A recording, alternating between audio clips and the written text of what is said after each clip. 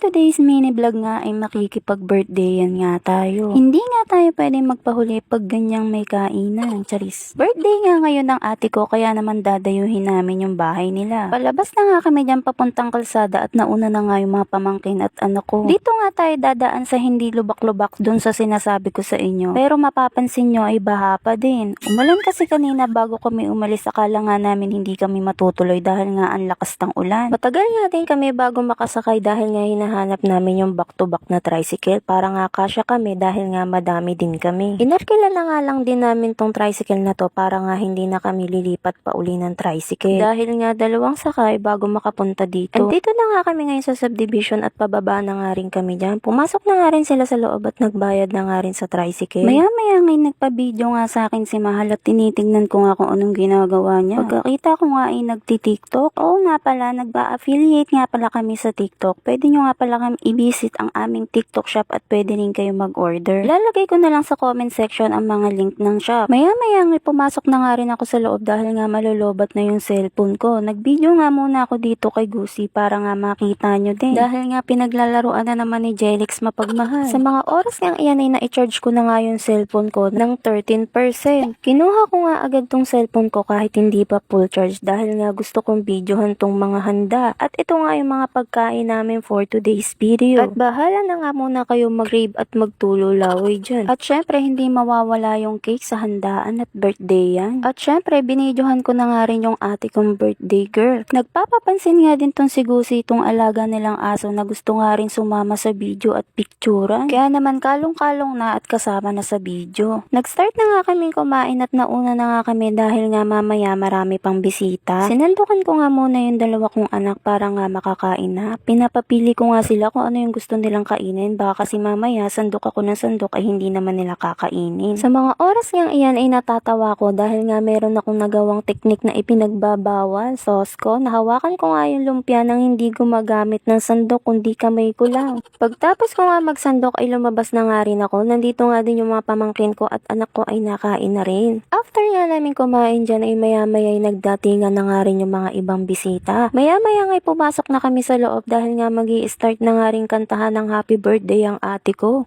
Maya-maya nga ay sinindihan na rin yung cake para nga makapag-start na kami. O diba, nauna pa yung kain kaysa yung kantahan na ganito.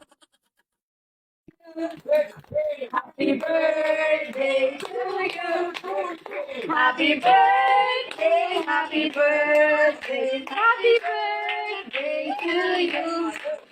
Pagtapos nga namin magkantahan dyan ay binulow na nga rin agad ng ate ko yung mga candle dito sa dalawang cake. At hanggang dito na nga lang muna ang ating video. Thank you sa mga nagsusuport at nanonood sa aking mga mini vlogs. Kita-kits na lang sa susunod ko pang upload. Thank you for watching. Bye!